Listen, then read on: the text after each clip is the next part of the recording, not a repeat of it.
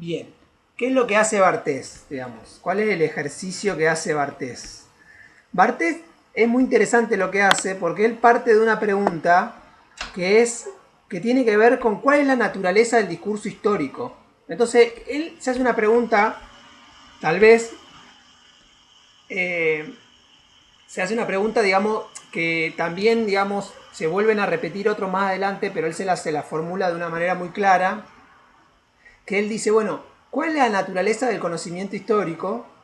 ¿Y en qué se diferencia el conocimiento histórico del conocimiento, digamos, perdón, la escritura histórica, no el conocimiento histórico? ¿Cuál es la naturaleza de la escritura histórica?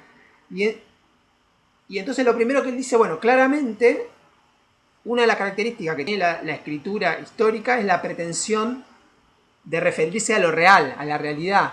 Entonces la pregunta es decir, bueno, ¿qué otros discursos existen que tienen esa misma pretensión de referirse a lo real? Entonces frente a esa pregunta, es que él se pregunta sobre las características formales del discurso histórico y en todo caso cuáles serían las características formales de este discurso histórico y si estas características formales difieren del discurso imaginario, ¿no? Entonces se pregunta, es decir, estas características del discurso histórico que pretende referirse a lo real, ¿difieren en algún sentido de las características formales? La palabra formal acá es muy importante porque el contexto de discusión en el cual Barthes está pensando es el contexto de recepción del impacto de toda la teoría formalista, de toda la teoría formalista de la literatura. Si a alguno le interesa especialmente este tema, en la cátedra de Teoría y Análisis del Discurso del profesor Rolando Bonato, digamos, de la carrera de letras, que la pueden hacer conmutativa, son 2 materias y un seminario que dicta el profesor, él se dedica especialmente a estos temas y hace como un seguimiento de la historia del análisis literario desde la antigüedad, no sé si a dónde bien comienza, pero podríamos pensar desde la retórica aristotélica como análisis del discurso hasta las discusiones contemporáneas. Entonces, bueno, Barthes está en la década del 50, fines, o sea, en la posguerra, década del 60, 50, 60, y todo el impacto del estructuralismo, pero también dentro del estructuralismo lo que se llamó el formalismo, es decir, toda la escuela de Bakhtin, el círculo de Bakhtin, y todos los formalistas que le siguieron, ¿no? Eh, Toda la escuela de Praga, etcétera, etcétera, que digamos, la gran innovación que van a hacer siguiendo al análisis, digamos, las posiciones de Levi-Strauss, no, sí, digo bien, Levi-Strauss era antropólogo, me estoy equivocando. Ahora se me escapa el autor. De Saussure, perdón, de Saussure, porque Levi-Strauss también es un antropólogo estructuralista, pero entonces, a partir de la teoría de la lingüística general de Saussure, que es de principios del siglo XX, va a haber toda una serie de discusiones. Bueno, los formalistas rusos van a hacer una gran serie de innovaciones teóricas en análisis del discurso, digamos, enfocándose específicamente en las cuestiones formales del discurso. ¿Correcto? Entonces, a partir de estas cuestiones formales del discurso, es decir, bueno, a ver, una pregunta típica del formalismo es la discusión sobre el cuento ruso, ¿no? Entonces, decir, bueno, a ver, ¿qué características comunes tienen los cuentos? Como también Aristóteles se va a hacer, bueno, se hace la pregunta de cuáles son las características del drama, ¿no? ¿Cuáles son las características del drama, etcétera? Obviamente el enfoque aristotélico es totalmente distinto de este enfoque, pero esta es la pregunta, bueno, ¿cuáles son específicamente el formalismo? Dice, bueno, ¿qué tienen en común desde el punto de vista formal la novela rusa o todos los cuentos rusos? Entonces hace una tipología, hace un análisis empírico de cuentos, lectura de cuentos y una tipología. Bueno, los cuentos tienen que yo, una introducción, nudo y desenlace, para poner digamos, eso es una característica formal. Todos los relatos, digamos, tendrían esa característica. Estoy diciendo una generalidad. Bueno, en ese contexto de discusión, digamos, de intervención digamos, de recepción de los formalistas rusos, es que, de los formalistas rusos y el Círculo de Praga, etcétera, es que Barthes se va a proponer analizar las características formales del discurso en 2 niveles de plano. Tanto en la enunciación, es decir, ¿qué es la enunciación? El acto de proferir un discurso. Esto que yo estoy haciendo es una enunciación.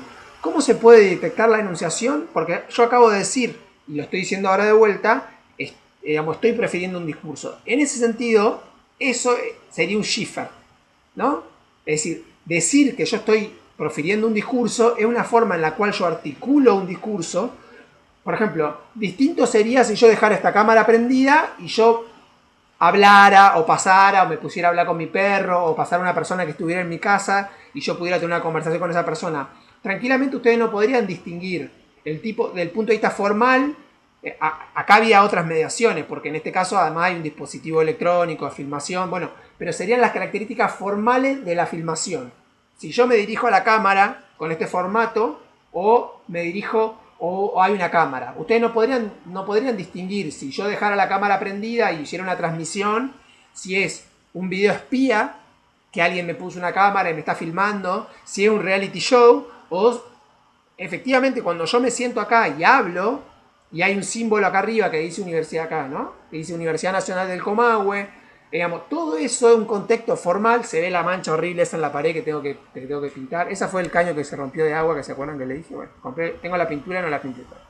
Todo eso, esas características hacen, digamos, permiten a quien ve este video distinguir este video de otras cosas. Por ejemplo, que tenga el sello de agua de la Universidad Nacional del Comahue, lo sitúa de una manera muy específica. Es una clase, probablemente si lo ve uno de otra facultad diga, ah, mira, es un profesor seguramente de filosofía o de historia o de humanidades porque tiene barba, todos los estereotipos en los cuales estamos todos. Entonces está la enunciación, que es el acto de proferir un discurso, y el enunciado. Entonces Barthes va a analizar a partir de esos dos elementos, que son, digamos, claramente dos niveles discursivos distintos, va a analizar cómo se construye finalmente el significado. Si ustedes hacen una reconstrucción, cosa que yo les recomiendo, de el texto, hacen como una especie de cuadro sinóptico, una red conceptual, una reconstrucción, un resumen, van a identificar que el primero construye todo lo que tiene que ver con la enunciación y después todo lo que tiene que ver con el enunciado. Y él lo que dice es que estos dos niveles se conectan y se remiten uno al otro de manera permanente, ¿no? Y ¿cómo va a detectar, digamos, las marcas que aparecen en el discurso, en el cual yo puedo detectar tanto la enunciación como el enunciado? O sea, puedo detectar esos elementos, o sea, puedo detectar digamos, la forma del discurso, es a partir de los Schiffer, ¿no? Ese es el sentido, digamos. Los Schiffer son marcas que Marinés ahí plantea que son estrategias retóricas. Yo tengo un matiz con la interpretación de la profesora. ¿En qué siguiente sentido? Que las estrategias retóricas, el concepto de estrategia supone a veces cierta conciencia, ¿no? Como ustedes saben que la estrategia es una imagen sacada del arte militar. Entonces, el concepto de estrategia supone cierta conciencia de lo que yo estoy haciendo. En cambio, para mí, el concepto de marca o de Schiffer, a veces no necesariamente uno sabe todo lo... Digo, inclusive uno muchas veces utiliza un montón de palabras y no sabe si está usando sujeto, predicado, si es un verbo, si es un adverbio, si es un sustantivo. O sea, los utiliza. En todo caso, inclusive los utiliza correctamente o incorrectamente, digamos, a ese tipo de, digamos, al lenguaje sin saber. Y bueno, también en el discurso realista sucede, y casos de historiadores hay mucho, digamos, que uno no puede juzgar si son personas entrenadas o no en las minucias del arte literario entonces se utilizan las estrategias retóricas de una manera consciente. Yo lo que quiero decir es que esas estrategias retóricas pueden o no ser conscientes, digamos, nada más, ¿está? Y que los Schiffer, en todo caso, no son algo de lo cual uno se puede librar, sino que efectivamente son parte de las formas retóricas, ¿no? Claramente el texto de Harari es muy consciente de todos esos elementos. Bueno, ¿cuáles son esas estrategias retóricas? Yo acá tengo un machetito, que no lo tengo pasado a la computadora, por eso no se los muestra. Él dice, bueno, hay Schiffer de escucha y de organización. En los Schiffer de escucha están el Schiffer del tecnólogo, por ejemplo Herodoto, el Schiffer de la experiencia personal, en el caso de Michelet y otros. Y en el caso de los Schiffer de organización, tenemos el Schiffer de inmovilidad, el Schiffer de subida, el Schiffer de bajada, el Schiffer del anuncio, de detención. Los ciphers de organización nos permiten detectar qué cosas. Por ejemplo, nos permiten detectar lo que él llama el roce de tiempos. Por ejemplo, cómo en un pequeño lapso, una pequeña cantidad de páginas o de palabras se pueden comprimir o acelerar los tiempos del relato, ¿no? Después vamos a poner algún ejemplo de Harari. O lo que se llama los zigzag o dientes de sierra, que él pone el ejemplo de Heródoto.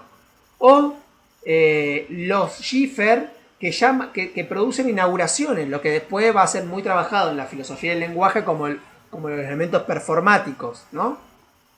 La apertura performativa o el prefacio, ¿no? Es decir, todo esto va a construir una oposición entre el tiempo cronológico, o sea, el tiempo, digamos, el tiempo exterior, el tiempo del referente, que no significa que sea exterior al texto, sino el tiempo del referente y el tiempo del relato de la escritura, ¿no? Entonces se articula de esa manera una especie de tiempo complejo. Y a partir también de ello es que se puede... Barthes va a decir que lo que aparece ahí a partir de este análisis también es la función predictiva del historiador, porque el historiador sabe lo que va a suceder en el texto. ¿Tá? Así como el novelista que sabe lo que va a suceder en el relato, el historiador también sabe. Después también están los ciphers de destinatario, ¿no? ¿A quién se dirige el texto? Es importante si el texto tiene un destinatario o no tiene un destinatario. Eso también aparece en el texto de Harari. Y por último, es decir, si hay o no hay signos del lector, si hay o no hay signos, digamos, del enunciante, de quién es el que profiere el discurso, en este caso un historiador. Y él finalmente lo que va a decir es que la historia parece estar contándose sola, como un discurso objetivo que produce una ilusión referencial, ¿no? Ahí hago un breve corte, así empiezo de vuelta a la grabación.